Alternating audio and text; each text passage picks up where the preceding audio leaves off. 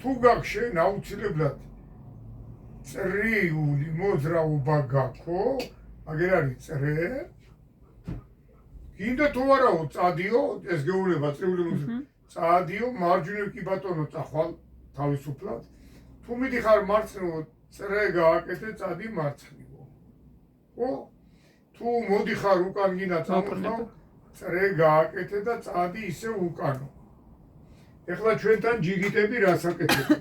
თქვენთანაც. აიგე?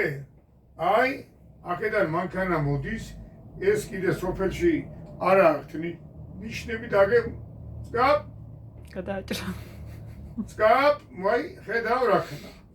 რო ეჩქარება ამოიე, ძველ ბიჭურად ქალაქურ თუ ქალაქური არა უფრო. ჯიგრულ ქართულ ჯიგრულ პონჩი რო ეჩქარება და ეს იწევს გაზუსტად ავარიას.